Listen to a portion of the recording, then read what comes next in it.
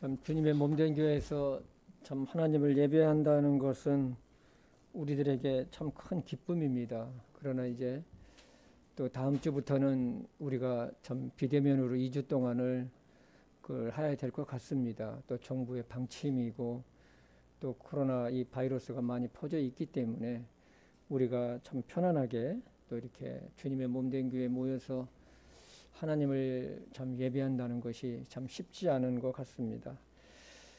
우리 참 다 함께 일어나셔서 우리 역대하 구약성경 7장 12절에서 14절입니다. 역대하 7장 12절에서 14절을 우리 같이 읽도록 하겠습니다. 주께서 밤에 솔로몬에게 나타나 그에게 이르시되 내가 이미 네 기도를 들었고 이곳을 택하여 내게 희생물 드리는 집으로 삼았으니 혹시 내가 하늘을 닫아 비를 내리지 아니하거나 혹시 메뚜기들에게 명령하여 땅을 삼키게 하거나 혹시 내 백성 가운데 역병을 보낼 때에 내 이름으로 불리는 내 백성이 자기를 낮추고 기도하여 내 얼굴을 구하고 자기들의 악한 길에서 떠나면 그때 내가 하늘에서부터 듣고 그들의 죄를 용서하며 그들의 땅을 고치리라. 아멘. 하나님 아버지, 참 우리가 어려운 시기에 참 들어가 있습니다. 우리나라뿐만 아니라 온 세계가 코로나 바이러스로 인해서 참으로 힘듭니다. 하나님이여, 참 이런 시기 때에 그래도 주님의 몸된 교회를 참 이 땅에 세워주시고 또 예배를 참 우리가 드릴 수 있고 또 하나님의 말씀을 들을 수가 있는 것 진심으로 감사합니다.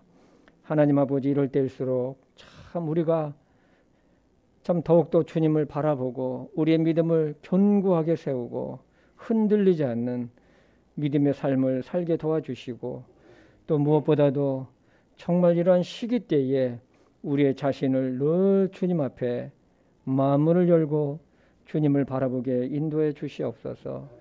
아버지 하나님, 오늘 역대하 7장 12절에서 14절 말씀을 가지고 주님께서 주시는 귀한 음성을 우리가 듣기를 원합니다. 이 말씀을 성령 하나님께서 축복해 주시고 전하는 자나 받는 자가 한 마음으로 이 말씀을 받고 우리의 모습을 돌아보며 하나님 앞에서 우리가 어떻게 살아가야 될지를 생각해보고 돌이키는 귀한 이 시간이 되게 인도하여 주시옵소서.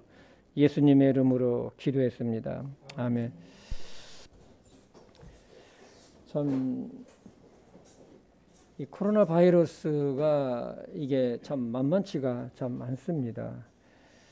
참 이달 초까지만 해도 참 방역이 잘 돼서 좀 풀어진다는 정부의 방침을 좀 듣고서 마음이 참 많이 좀 기분이 좋았어요.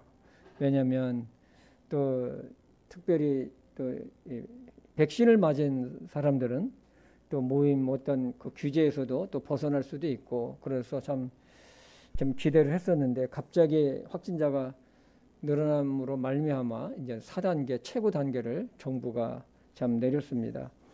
참 이것을 보면 정말로 우리는 내일 일을 참 알 수가 없고 또 사람들이 하는 일에는 모든 것이 보면은 실수가 있고 잘못이 있을 수 있음을 알 수 있습니다.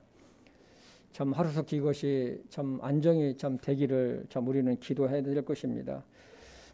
21세기 참 들어서 좀 이 환경 좀 학자들이나 과학자들이나 이런 또 전염병을 담당하는 이런 의학자들이 내놓는 그런 경고들이 있었어요. 그것은 뭐냐면 지구 온난화에 따르는 기후의 변화, 그 다음에 생태계의 파괴, 그리고 여기에 따라서 들어오는 이런 전염병, 이런 것들이 올 것이라는 그 대재앙의 그런 것들을 늘 이렇게 좀 보냈습니다. 그러나 우리 사람들은 참 귀담아 듣질 않죠.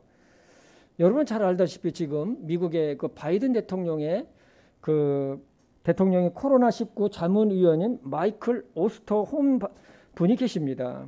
근데 이분이 뭐라고 이야기를 하냐면 정말 앞으로 더 큰 이런 감염병이 발생을 하면 100년 전에 유럽을 휩쓸었던 스페인 독감으로 말미암아 세계에 5천만에서 1억 명이 숨졌는데 이러한 참 결과가 올 수 있다고 이 사람은 말했습니다. 이 오스트홈 박사는 미네소타대 감염병 연구정책센터장으로 무려 40년 동안 이 바이러스와 이 감염병과 실험해온 이 세계에서 최고의 권위자라고 합니다. 이분이 작년에 책을 출간했는데 책 제목이 뭐냐면 살인 미생물과의 전쟁입니다. 그런데 이분이 그 책 서문에서 뭐라고 했냐면 앞으로 지구 온난화로 인해서 신종 전염병의 출현 속도가 굉장히 빨라졌다는 거예요.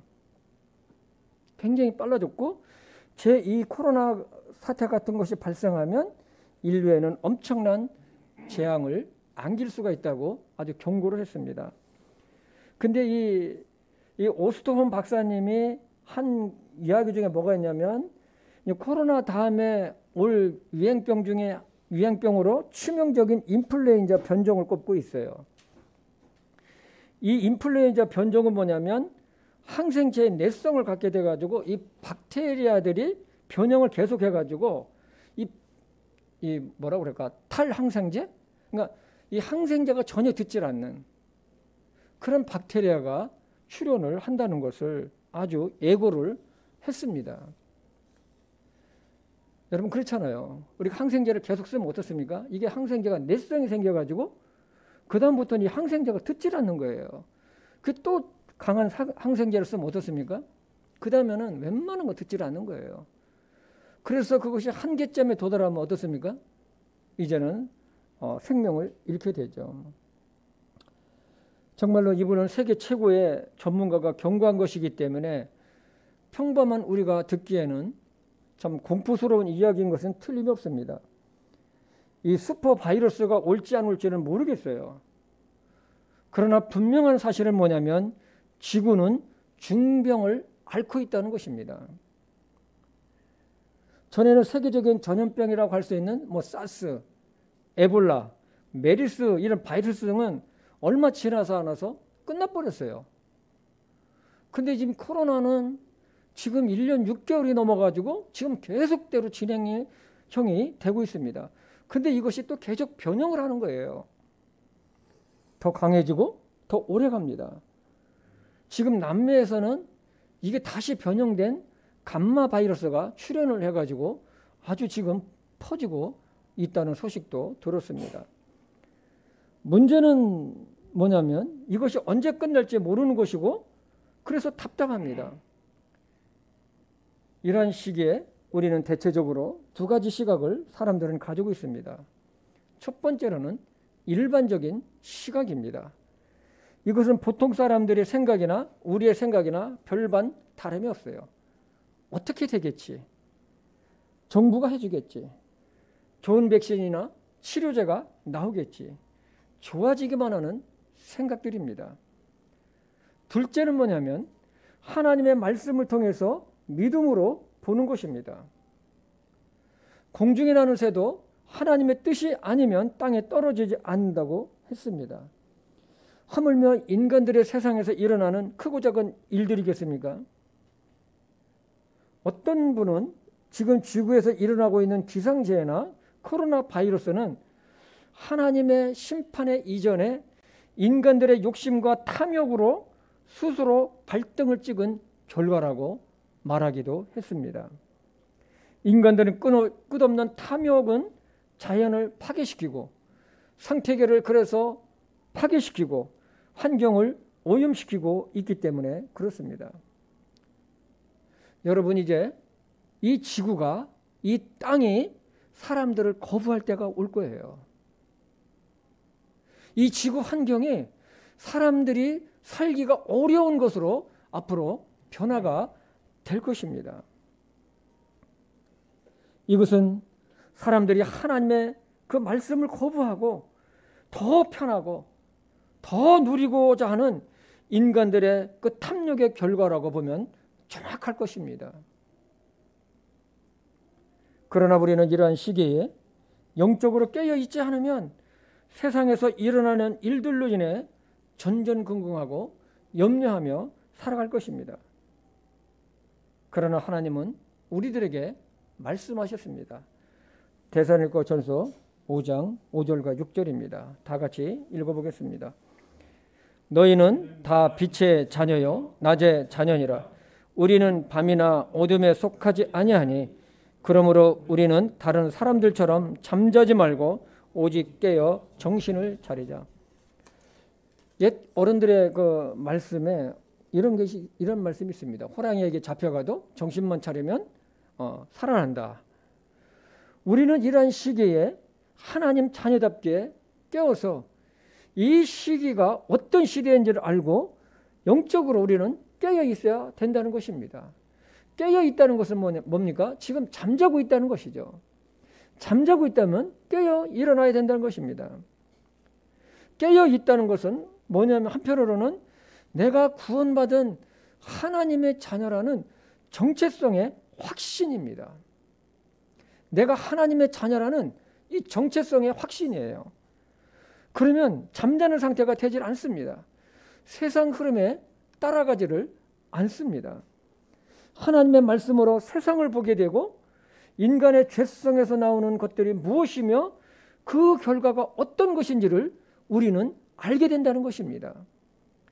그래서 자신은 세상에 살고 있지만 구별된 삶을 살게 되고 하나님께서 원하시는 것이 무엇인지를 생각합니다. 마음의 중심에는 하나님 나라에 대한 소망으로 가득 차 있고 세상을 보는 눈이 다르게 됩니다.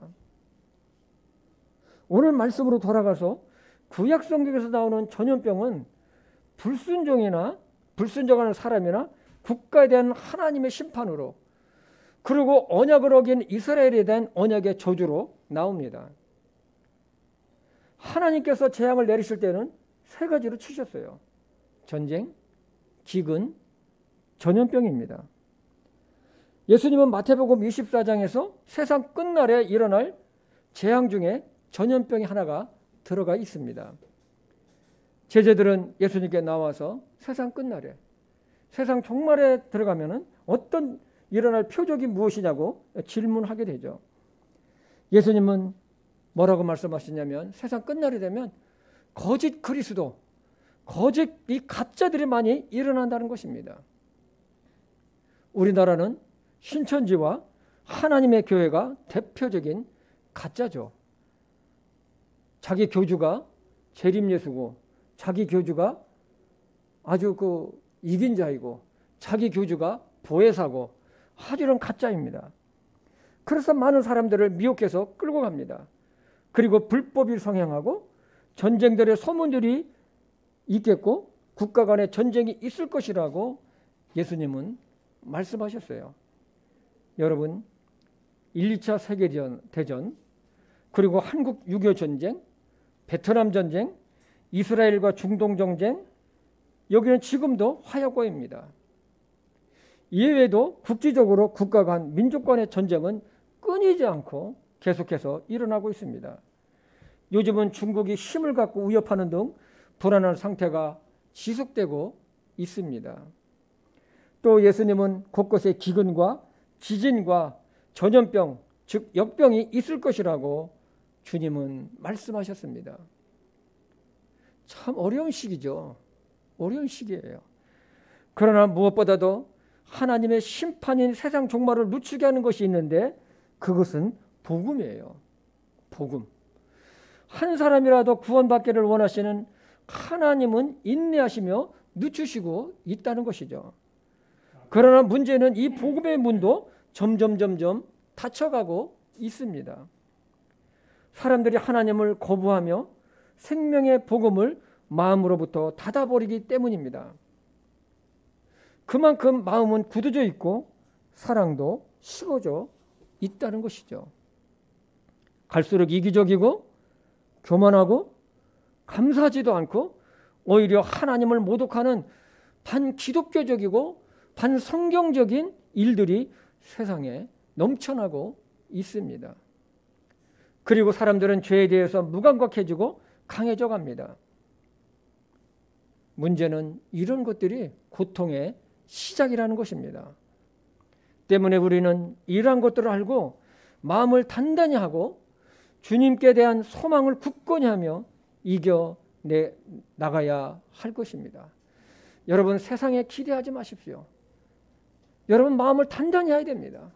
세상은 갈수록 더 어려워지고 힘들어지고 여러 가지 일들로 여러분들을 아주 무겁게 하는 것들이 갈수록 많아질 것입니다. 환경이 그렇고 사람들이 그렇고 모든 것들이 그렇게 될 것입니다. 그러나 사람들은 반대로 얘기하죠. 지금은 은혜의 시대이기 때문에 믿음으로 은혜로 구원을 받지만, 그러나 세상 끝날에 주님의 공중에 재림하시면 모든 것은 막을 내릴 것입니다. 구원받은 그리스도인들은 예수님의 몸같이 변화돼서 공중으로 끌어올라 가지만, 이 세상은 7년, 이 지구는 7년 대환란이라는 재앙으로 들어가게 됩니다. 7년 대환란 기간에는 믿음으로 구원받지는 못해요. 그 당시에 이제 깨닫고 눈뜬 사람들이, 구원받은 사람들이 참으로 예수님을 발견했지만 인내하고 끝까지 견디는 자만이 구원을 받게 될 것입니다.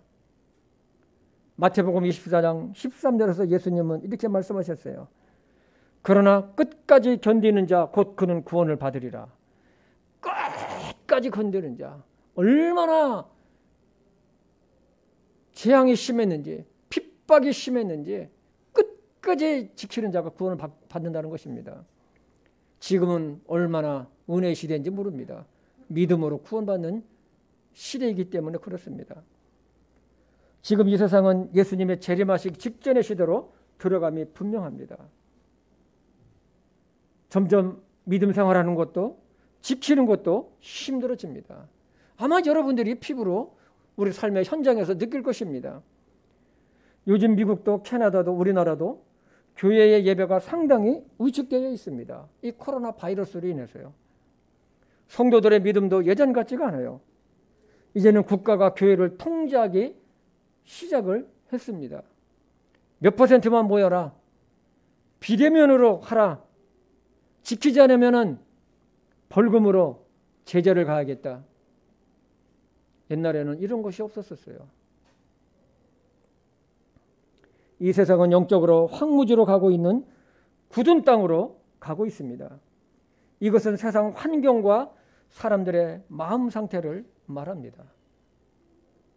이러한 시기에 그리스도인들의 영적인 눈은 하나님께 고정시켜야만이 됩니다. 그래야만이 살 수가 있습니다. 그리고 기도해야 됩니다. 무엇보다도 자신을 위해서입니다. 하나님 앞에서 자신의 마음밭의 상태를 돌아보고 회복을 시켜야 합니다. 세상 다른 사람들에게서 잘못을 찾고 비난하고 세상은 화살을 돌립니다. 그러나 우리는 우리 자신을 먼저 살피고 우리 자신부터 하나님 앞에서 우리의 마음을 회복을 해야 됩니다. 오늘 본문 말씀은 솔로몬 왕이 성전을 건축하고 난 후에 하나님께 기도를 했습니다. 하나님은 솔로몬에게 두 번째 나타나셔서 솔로몬이 하나님께 올린 기도를 들으셨고 거기에 대한 응답에 대한 내용입니다. 솔로몬이 하나님께 간구한 내용을 살펴보면 정말로 감동입니다. 한 국가의 왕이 하나님 앞에 겸비하고 엎드려서 기도하는 자세와 내용은 한마디로 하나님의 은혜를 간절히 바라는 기도였었습니다. 몇 가지를 살펴보면 주의 백성들이 죄를 지어서 전쟁에서 패배하고 성전에서 기도하면 주의 백성들의 죄를 용서해달라는 것입니다. 하늘이 닫히고 비가 없어서 백성들이 기근으로 고통할 때에 그들이 자기들의 죄를 시인하고 돌이키거든 죄를 용서하시고 비를 내려달라는 것입니다. 전염병이나 마른병, 곰팡이, 메뚜기 등으로 흉작이 되어서 백성들이 기도하면 들으시고 용서해 주옵소서입니다. 6장에 나오는 솔로몬의 기도 내용을 보면 회개와 회복입니다. C.S. 루이스라는 아주 유명한 신학자는 이런 말을 했어요. 부흥의 높이는 회개의 깊이와 비례한다. 이것을 바꿔 말하면 하나님과의 회복의 정도는 회개의 깊이와 비례한다는 것입니다. 솔로몬의 기도에 대한 하나님의 응답하신 내용을 보면 그 오랜 옛날이나 지금이나 같다고 믿습니다. 개인이건 국가든 여러 재앙을 만났을 때 그들이 악한 길에서 떠나 스스로 겸비하고 기도하며 하나님의 얼굴을 구하면 하나님께서 기도를 들으시고 죄를 사하며 그 땅을 회복시키신다는 것입니다. 사람의 마음도 회복시키시고 그 살고 있는 그 땅도 그 세상도 하나님께서 회복시켜 주신다는 약속의 말씀입니다. 이 말씀은 오늘날도 유효합니다. 하나님의 말씀은 어제나 오늘이나 영원토록 변함이 없는 진리이기 때문에 그렇습니다. 하나님은 솔로몬의 기도를 들으시고 이렇게 말씀하셨습니다. 역대하 7장 13절 혹시 내가 하늘을 닫아 비를 내리지 아니하거나 혹시 메뚜기들로 명령하여 땅을 삼키게 하거나 혹시 내 백성 가운데 역병을 보낼 때에 하나님께서는 세 가지 재앙을 말씀하셨어요. 첫째, 가뭄입니다. 하늘을 닫아서 비가 내리지 아니하면입니다. 둘째, 메뚜기 재앙입니다. 이것은 모든 농산물을 삼켜버립니다. 열심히 농사지었던 모든 농산물을 다 먹어버렸으니 어떻게 되겠습니까? 셋째, 전염병입니다. 이것은 국지적인 것이 아니라 전국적입니다. 지금은 세계적이죠. 모든 백성에게 임하는 전염병입니다. 이런 일이 일어나면 왕과 백성들이 해야 할 일이 있는데 그것은 회개입니다. 오늘날 지구상에 일어나는 환경재앙이나 전염병 등이 오기 전에 과학자들이나 전염병 학자들은 누차 경고했어요. 온다. 줄여라. 멈춰라. 하지 마라. 그러나 국가들, 사람들은 그것을 무시했어요. 여러분, 사람들은 뭐가 있는 줄 아세요? 설마가 있어요. 지금은 아무렇지도 않으니까 뭐 얘기하면 설마 듣질 않아요. 그러다가 끝까지 가서 재앙을 만나면 그때서 우왕좌왕하면서 막 대책을 내놓는 거죠. 막 대책을. 그때서 가서 막 인간들의 죄성입니다. 옛날 하나님의 말씀을 전하는 이 대언자들이 백성들과 왕의 죄를 지적하고 하나님의 심판을 그렇게 전해도 듣지를 않아요. 결국 나중에 돌이킬 수 없는 재앙으로 망하는 것을 성경을 통해서 우리는 발견하게 됩니다. 성경은 하나님의 말씀이고 진리입니다. 진리는 사람을 지혜롭게 하고 살립니다. 그러나 진리를 거역하는 자들은 망합니다. 어쩔 수가 없어요. 이것이 성경이 우리들에게 가르치고 있습니다. 하나님은 솔로몬의 기도를 들으시고 해결받는 방법을 알려주십니다. 뭐를 알려주신다고요? 해결받는 방법입니다. 역대하 7장 14절입니다. 내 이름으로 불리는 내 백성이 자기를 낮추고 기도하며 내 얼굴을 구하고 자기들의 악한 길에서 떠나면 그때 내가 하늘에서부터 듣고 그들의 죄를 용서하며 그들의 땅을 고치리라. 이 말씀을 자세히 보면요, 이게 회개 기도예요. 신앙의 가장 기본은 뭡니까? 말씀과 기도입니다. 믿음의 첫걸음도 기도입니다. 기도로 나를 고백하잖아요. 기도로 구원받잖아요. 기도로 죄를 회개하잖아요. 기도가 신앙의 첫걸음인 거예요. 믿음의 첫걸음이에요. 그래서 기도는 하나님과의 회복을 이루어집니다. 회복은 자기 죄를 회개하고 돌이키는 것입니다. 기도가 없이는 하나님과의 친밀함도 없습니다. 하나님은 기도 대상자를 딱 지정하셨어요. 기도 대상자를요. 그것은 뭡니까? 오늘 14절 말씀에 내 이름으로 불리는 내 백성입니다. 내 이름으로 불리는 내 백성입니다. 당신은 이스라엘 백성이죠. 오늘날은 누구입니까? 바로 거듭난 그리스도인들입니다. 여러분과 저인 것입니다. 하나님의 자녀입니다. 그런데 기도 내용을 보면 의구심이 들 수가 있습니다. 중간에 보면 악한 길에서 떠나. 아니, 내가 뭐 이렇게 잘못한 게 많아서 내가 악한 길에서 떠나라고 하시지? 하고 반문할 수가 있어요. 내가 뭐 사기친 것도 없고, 내가 누굴 때린 것도 없고, 내가 무슨 사기친 것도 없고, 누구를 내가 해코지한 것도 없는데 내가 뭐 잘못했다고 내가 무슨 악한 길에서 떠나? 그러나 우리 자신의 생각하는 것이나 모습 그리고 기도 내용을 살펴보면 알 것입니다. 얼마나 이기적인 기도를 우리는 많이 하고 있습니까? 물론 우리 자신의 필요를 구하는 것은 당연합니다. 예수님도 구하라고 하셨습니다. 그러나 그 기도 내용 중에 하나님께서 기뻐하시는 교회나 나의 바르지 못한 믿음 생활, 나의 바르지 못한 나의 삶의 자세나 습관을 고치는 기도를 여러분 얼마나 하십니까? 내가 바르지 못한 신앙생활을 하는 것이 있어요. 하나님의 말씀에 비춰봤었을 때 잘못된 습관 같은 것들이 있습니다. 또한 다른 사람들을 위한 중보기도나 전도를 위한 영혼 구원과 국가를 위한 기도는 여러분 얼마나 하십니까? 얼마 전에 갤럽에서 조사한 종교에 대한 설문조사를 제가 한번 보았습니다. 내용 중에 뭐가 있냐면 비종교인들이 호감하는 종교를 물었더니 거기 체크에 불교 20%, 천주교 13%, 기독교 6%요. 6%였었어요. 저는 충격을 받았어요. 정말 가장 높아야 될 이 기독교가 제일 낮았어요. 우상 숭배하는 불교의 선호도가 기독교에 비해서 3배나 높고요. 백의 종교의 최고봉에 서게 있는 이 천주교가 기독교보다도 2배 이상이 높았다는 것입니다. 왜 이런 결과가 나왔을까요? 이것만 보아도 이 세상에 영적 암흑시에 들어간 것 같이 느낌을 받지 않습니까?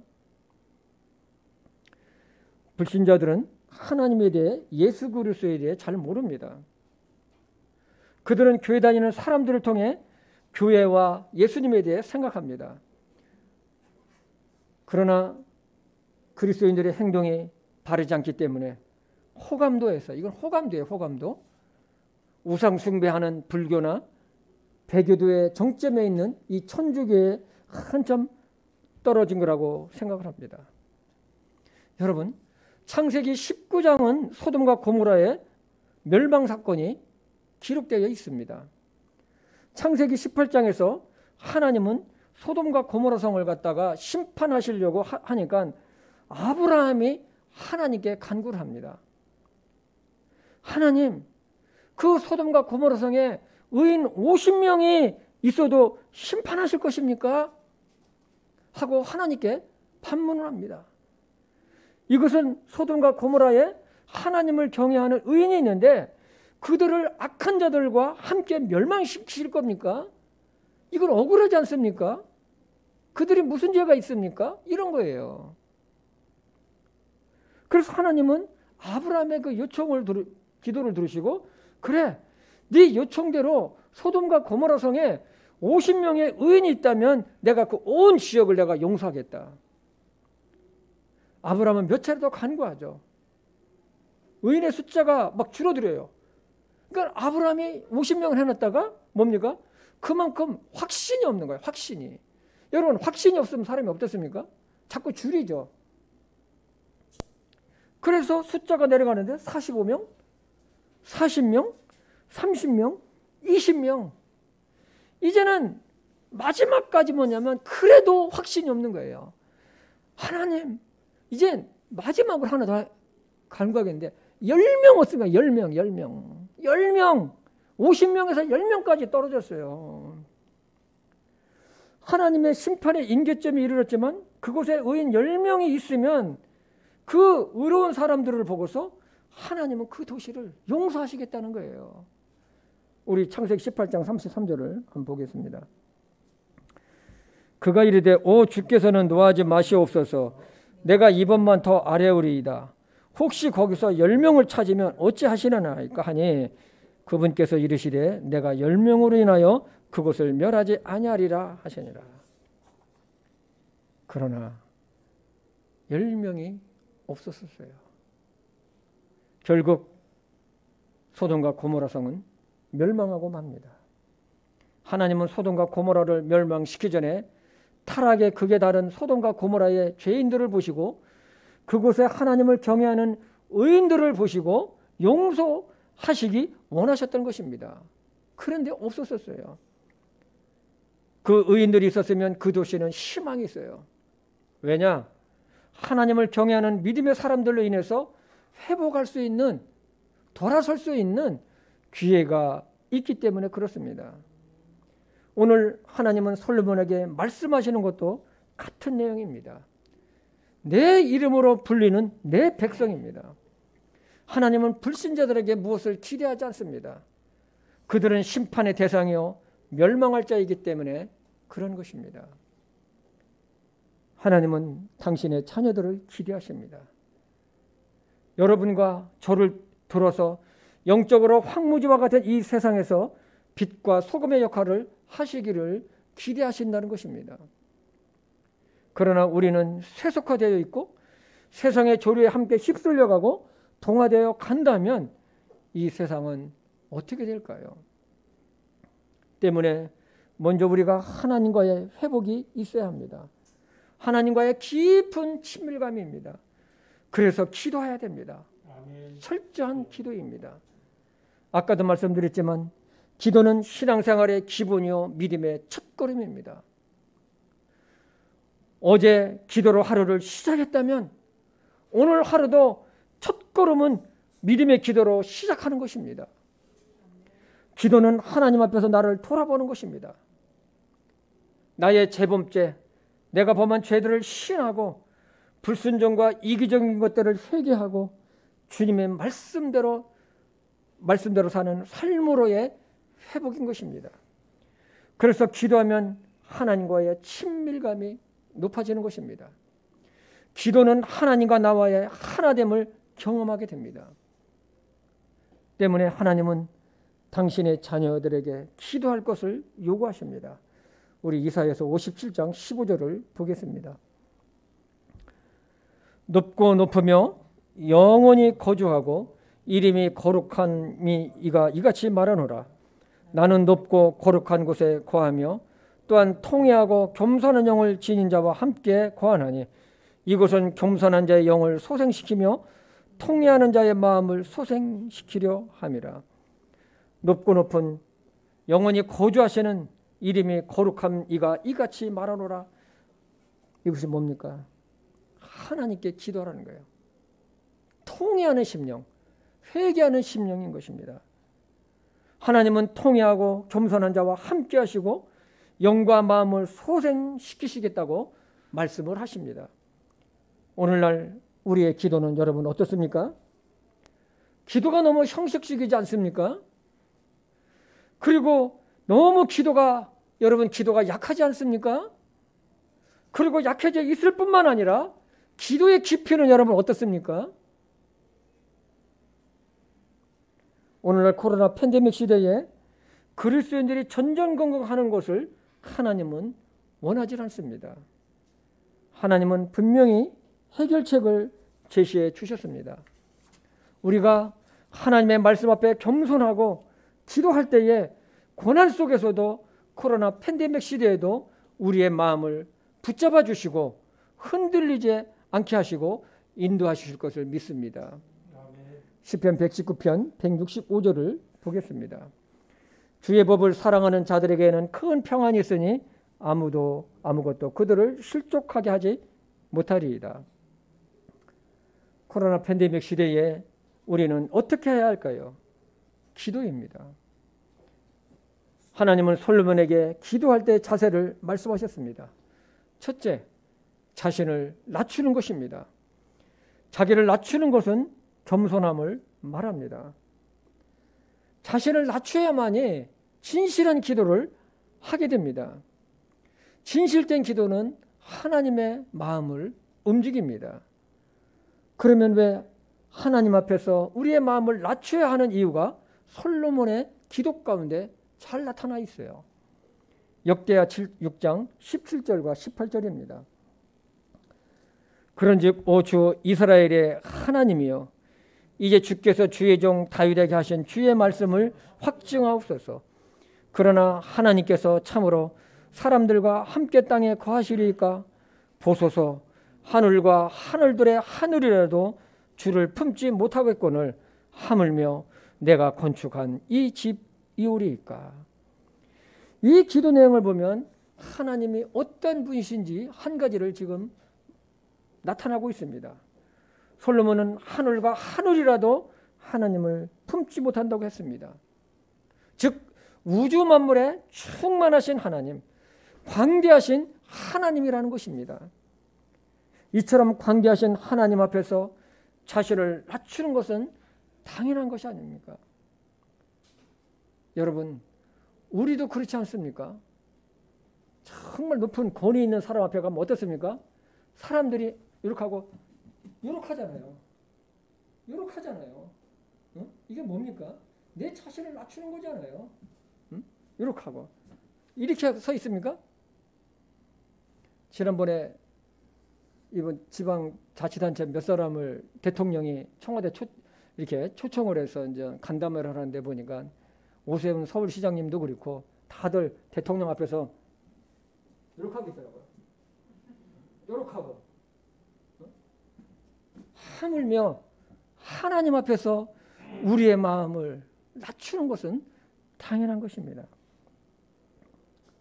솔로몬의 기도하는 자세를 보면 우리의 기도 체사와 다른 것을 보게 됩니다. 성전이 중요한 것이 아니라 성전 안에 거하시는 그 하나님께 기도하면 들어달라는 것입니다. 솔로몬 왕은 절박하게 중보 기도하면서 만일이라는 가정법을 들어서 기도하는 것을 보게 됩니다. 만일 어떤 사람이 죄를 지으면, 만일 주의 백성이 죄를 지으면, 만일 그 땅에 기근이 들고 역병이 들고 곰팡이 메뚜기 이런 것들이 나거든, 만일 전쟁에서 싸우러 나갈 때에 주께서 주께 기도하면 하늘에서 들으시고 용서하시고 들어달라는 것입니다. 특히 전쟁 포로로 잡혀가 이방 나라에서 스스로 깨닫고 회개하면 그들의 사정을 돌아보시고 주의 백성을 용서해달라는 것입니다. 정말 이 솔로몬의 기도를 보면 코로나 시대에 그리스도인 각자가 하나님 앞에서 어떤 자세로 살고 어떻게 기도해야 되는지를 발견하게 됩니다.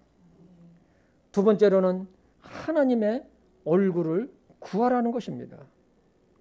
회복은 기도로부터 시작된다고 했습니다. 하나님의 얼굴을 구한다는 것은 하나님의 긍휼하심을 구하는 것입니다. 그리고 하나님의 얼굴을 구한다는 것은 내 마음을 하나님께 향한 것입니다. 내 마음을 온전히 하나님께 향한 것입니다. 온 마음을 다해, 온 정성을 다해 하나님께 나의 마음을 온전히 드리는 것입니다. 여러분, 기도하실 때 하나님 앞에서 내가 기도한다고 생각하고 내 마음을 온전한 기도를 여러분 한번 해보십시오. 똑같은 내용의 기도라도 내 마음의 자세가 달라지고 기도 나가는 내용이 달라집니다.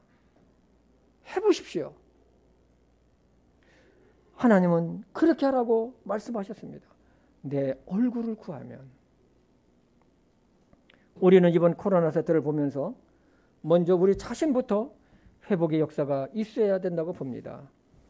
우리가 하나님 앞에서 내 자신의 영적인 회복, 영적인 소생함이 날마다 일어나야 합니다. 그렇지 않으면 우리의 마음에 어둠의 영인 이 사탄이 코로나 바이러스를 이용해서 악한 영향력을 계속해서 우리에게 행사할 것입니다. 그러면 어떻게 될까요? 내 마음이 굳어지게 됩니다. 하나님의 은혜보다도 그걸로 인해서 내 마음이 굳어지고 내 마음의 평강이 없어지고 내 마음에 하나님의 말씀이 약해지고 내 믿음이 연약해지는 것을 여러분이 느끼게 될 것입니다. 그렇게 되면 나와 내 주변은 어떻게 되겠습니까? 예수님을 믿는 내가 그렇게 약화되고 주눅이 들다시피 하면은 우리 주변에 있는 사람은 어떻게 되겠습니까? 베드로전서 4장 17절에서 18절입니다. 하나님의 집에서 반드시 심판을 시작할 때가 이르렀나니 만일 그것이 우리에게서 먼저 시작되면 하나님의 복음에 순종하지 아니하는 자들의 마지막은 어떠하겠느냐. 또 의로운 자가 겨우 구원을 받으면 경건치 아니하는 자와 죄인은 어디에 모습을 나타내겠느냐. 지금은 그 어느 때보다도 하나님 앞에 우리의 마음을 낮추고 하나님의 얼굴을 구할 때입니다. 솔로몬은 왕인데도 불구하고 그렇게 하나님을 찾았고 백성들을 위해서 중보 기도를 했습니다.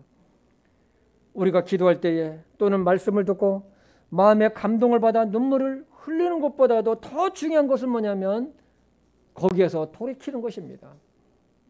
돌이키는 거예요. 지금까지 내 방식대로 내 뜻대로 내 의지대로 살아왔던 것, 그리고 하나님을 위한 것이 아니라 내 자신만을 위해서 살아온 것 등을 우리는 회개하고 버리고 돌아서는 것입니다.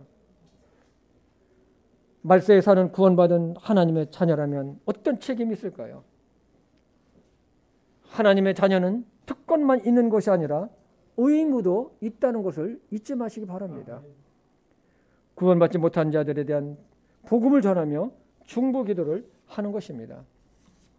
그리고 이제부터는 하나님께 영광이 되는 자세로, 하나님의 말씀에 순종하는 자세로 완전히 바꾸는 것입니다. 이것이 진정한 기도이고 회개입니다. 그리고 코로나 팬데믹 시대에 우리가 살 길은 하나님께 붙잡히바 된 믿음의 삶이고 하나님과의 회복과 또 친밀함입니다. 하나님과 친밀할수록 세상은 전혀 두려움이 없습니다.